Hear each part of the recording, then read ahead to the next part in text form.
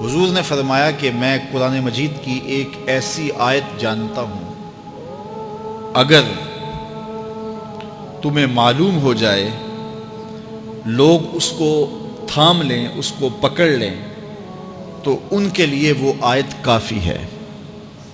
ایک آیت قرآن کی جو میں جانتا ہوں، اگر لوگ اس کو تھام لیں، اس پہ عمل پیرا ہو جائیں، اس کو روحوں میں اتار لیں، اس کو اپنے عمل کا حصہ بنا لیں، اس پر یقین و اذعان کا جہاں آباد کر لیں، تو فرمایا کہ وہ ایک آیت ہی ان کی پوری زندگی کے لیے کافی ہے۔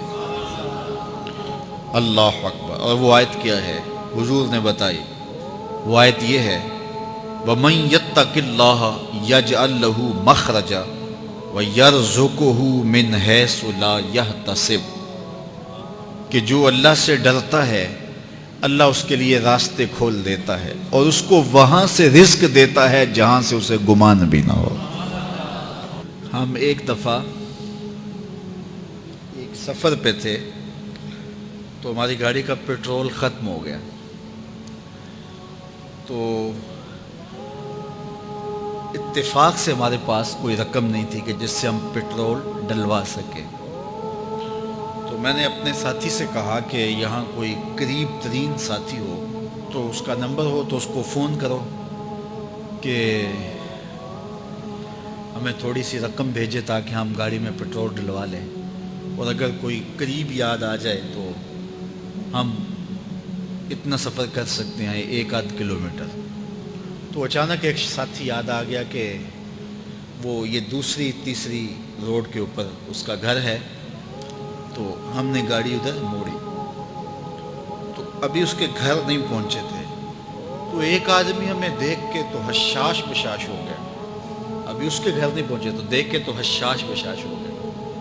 تو ملا، واقفیت بھی تھی، لیکن اتنی زیادہ اس سے جو ہے وہ شناسائی نہیں تھی۔ کسی اجتماع میں اس نے ہمیں بلایا تھا تو ملاقات ہوئی تھی وہاں، ہم بیان کر کے اس کے علاقے میں، تو وہ لاہور آیا ہوا تھا تو ہماری وہاں وہ ملاقات ہو گئی وہاں۔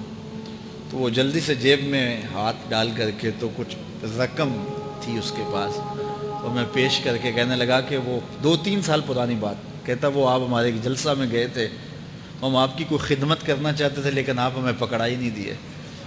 تو یہ ہے آپ کا نذرانہ۔ تو ہوتا ہی ہے کہ اگر کوئی نذرانہ پیش کرے تو میں کہتا ہوں کہ نہیں کوئی مسئلہ نہیں، لیکن میں نے کہا ٹھیک ہے لے آؤ، چونکہ تم خود نہیں آئے ہو، تمہیں کسی نے بھیجا ہے۔ وَيَرْزُقُهُ مِنْ حَيْثُ لَا يَحْتَسِبُ، میرے رب کا وعدہ ہے اگر تم اس پہ بھروسہ کرو تو پھر وہ تمہیں وہاں سے دے گا جہاں سے تمہیں گمان بھی نہیں ہوگا۔ یہ یہاں ٹول پلازا ہوتا تھا نا، یہاں یہ جو پنڈی بائی پاس کے باہر، ہم 3 دن کا مسلسل سفر کر کے آئے، تو جو رقم وغیرہ تھی تو وہ کہیں راستے میں ختم ہو گئی، جہاں جیب میں ہاتھ ڈالا تو ہمارے پاس وہ اتنے پیسے بھی نہیں تھے کہ وہ ٹول والے کو دے سکے۔ تو میں نے اپنے ڈرائیور کو کہا کہ تمہارے پاس کوئی ہے؟ تو وہ کہنے لگا جی میرے پاس بھی کوئی نہیں ہے۔ تو میں نے کہا چلو اس سے ادھار کر لیتے ہیں، اس کو ہم کہتے ہیں کہ ہم قریب ہی رہتے ہیں، ابھی جا کے آپ کو بھیج دیتے ہیں۔ تو ہمارے سے جو اگلی گاڑی تھی اس نے اس کو کہا کہ یہ جو پیچھے والے ہیں نا ان کا بھی کاٹ لو۔ اس نے ہمیں پہچان لیا تو اس نے کہا کہ یہ جو پیچھے گاڑی آ رہی ہے نا اس کے بھی لے لو۔ تو اس نے پیچھے مڑ کے دیکھا تو اس نے کہا اچھا یہ وہ آ رہے، چلو تم بھی رہنے دو۔ تو اس نے کہا تم بھی جاؤ اور وہ بھی جائے۔ تو یہ ہم نے کئی مناظر زندگی میں دیکھے۔ تو اللہ کے محبوب فرماتے ہیں قرآن میں ایک ایسی آیت ہے اگر تمہیں پتہ چل جائے اور اس پہ تمہارا عمل ہو جائے، وہ تمہیں وہاں سے رزق دے گا جہاں سے تمہیں گمان بھی نہیں ہوگا۔ اللہ اکبر۔ بہت سارے واقعات زندگی میں ایسے رونما ہوتے ہیں۔ یہ اچانک 2 باتیں میرے ذہن میں آ گئی تو میں نے آپ کے سامنے رکھ دی تاکہ اس سے یقین میں پختگی ہوتی ہے، بالخصوص جو مبلغین ہیں ان کے لیے خاص طور پہ یہ باتیں ہیں۔ بس اس پہ توکل رکھ کے چلتے رہیں، پھر دیکھنا کہ اللہ تمہارے لیے کیسے اسباب مہیا کرتا ہے۔ مدینے کی گلی سے میرے حضور کا گزر ہوا، ایک ایسا مکان بن رہا تھا جس طرز کے مکان کو حضور پسند نہیں کرتے۔ تو پوچھا یہ کس کا مکان ہے؟ کہا فلاں انصاری کا۔ حضور گزر گئے، کسی نے اس کو جا کے بتایا حضور تیری گلی سے گزرے تھے، تیرے مکان کو دیکھا، شاید حضور کو پسند نہیں آیا۔ چہرہ بتا رہا تھا حضور کا کہ تیرا مکان اچھا نہیں لگا۔ انہوں نے کدال لیا اور مکان زمین کے برابر کر دیا۔ چند دن کے بعد حضور کا پھر گزر ہوا تو دیکھا کہ مٹی کا ڈھیر پڑا ہوا ہے، ملبہ پڑا ہوا ہے۔ کہا اس شخص کو بلاؤ، بلایا گیا، کہا میں گزرا تھا، تیرا مکان بن رہا تھا، اب مٹی کا ڈھیر پڑا ہے۔ حضور میں نے گرا دیا۔ فرمایا کیوں؟ عرض کی سنا تھا آپ کو پسند نہیں، سنا تھا آپ کو پسند نہیں۔ میں اور آپ اپنے اندر اترے اور دیکھیں ہمارا کیا کیا حضور کو پسند نہیں۔ محمد دی زیارت محمد دے رنگ وچ، اے ٹھگ بازیاں جانے پیارا محمد صلی اللہ علیہ وسلم۔ جب ان کے ہوئے تو پھر اپنی خواہش رہی کہاں؟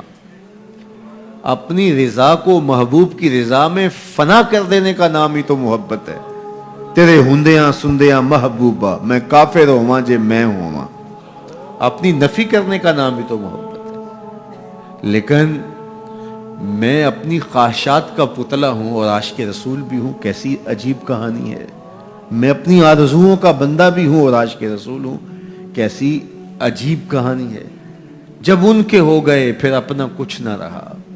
محبوب کی رضا میں اپنے آپ کو گم کرنے کا نام محبت ہے۔ جب ان کے ہوئے تو پھر زندگی کا جمال، زندگی کا نور نصیب ہوا، زندگی کی حقیقتیں ہاتھ آ گئی۔ میں عاشق رسول کہلاتا ہوں، حج اور عمرے بھی کرتا ہوں۔ میں 1.25 مرتبہ جو ہے وہ ہر ہفتے میں درود بھی پڑھتا ہوں۔ میں محفل میلاد کرواتا ہوں، پوری دنیا کے نعت خواں جمع کرتا ہوں، لیکن حضور کی سنت چہرے پہ سجانے کی توفیق نہیں ہے۔ مجھے حضور علیہ الصلوۃ والسلام کے بتائے ہوئے طریقے کو اختیار کرنے کی ضرورت نہیں ہے۔ صاحب سوچیں کہیں آپ اپنے آپ سے دھوکہ تو نہیں کر رہے؟ ان سے تو نہیں کیا جا سکتا۔ ان سے دھوکہ کون کرے؟ وہ تو جانتے ہیں کون کہاں کھڑا ہے۔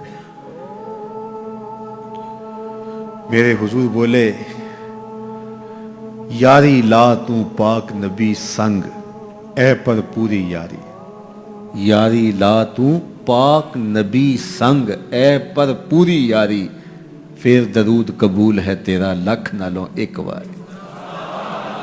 پھر نہ 1,00,000 مرتبہ پڑھنا، ایک بار ہی پڑھ لینا وہ بھی قبول ہے۔ اشہد بلال عند اللہ اشہد، پھر بلال کا اشہد بھی قبول ہے۔ وہ چہرہ اور چہرے کا دل نہیں دیکھتے، بندے کا دل دیکھتے ہیں۔ تو جب تم اپنے باطن کو حضور کے نام پہ لگاؤ گے تو پھر ایک ایک عمل ان کی سنت کی اتباع میں۔ یہ صوفی کی علامات ہیں۔ رنگ برنگے کپڑے پہن لینے سے صوفی نہیں بنتا، مختلف رنگوں کے پٹکے باندھ لینے سے صوفی نہیں بنتا، صاحب بھنگ گھوٹ کر پینے سے صوفی نہیں بنتا، ڈھول کی تھاپک پر ناچنے اور رقص کرنے سے صوفی نہیں بنتا، مختلف تصوف کی اصطلاحات کو یاد کر لینے سے صوفی نہیں بنتا، محمد عربی کی غلامی سے صوفی بنتا ہے، حضور کی چوکھٹ کی فقیری سے صوفی بنتا ہے۔ یہ مائک جس کمپنی نے بنایا ہے، جب ہم مارکیٹ سے خرید کے لائے تھے تو اس کے ساتھ ایک چھوٹی سی بک بھی آئی تھی جس میں یہ بتایا گیا تھا کہ اس کو ہم نے استعمال کیسے کرنا ہے، خرابی کی صورت میں اس کی اصلاح کیسے ہوگی، اور اگر اس کے مطابق ہم اس کو استعمال کریں، جس طرح کی بیٹری اس کے اندر آنی چاہیے تو وہ ڈالیں گے تو دیر تک اس کے فوائد اور ثمرات حاصل کرتے رہیں گے۔ لیکن اگر ہم اس کتاب کو جو اس کے ساتھ ہمیں ملی تھی، جس کمپنی نے اسے بنایا ہے، تو اس کا طریقہ استعمال ساتھ بتایا ہے، اس کتاب کو پھاڑ کے پھینک دیں گے یا اس کو لپیٹ کے کہیں اونچی جگہ پہ رکھ دیں گے اور اس کو اپنی مرضی سے چلانا چاہیں گے تو پھر اپنی مرضی سے ہم اس سے فائدہ حاصل نہیں کر پائیں گے۔ تھوڑا وقت فائدہ حاصل ہوگا لیکن نتیجہ کچھ بھی نہیں ہوگا۔ تو جو کمپنی کوئی چیز تیار کرتی ہے تو اس کا طریقہ استعمال بھی ساتھ چھوٹی سی بک کی صورت کے اندر آپ کو دیتی ہے۔ تو جس مالک نے حضرت انسان کو بنایا ہے اس نے ساتھ کتاب اللہ کو بھی بھیجا ہے کہ اس کو پڑھتے جاؤ اور اپنی زندگی کو سنوارتے جاؤ.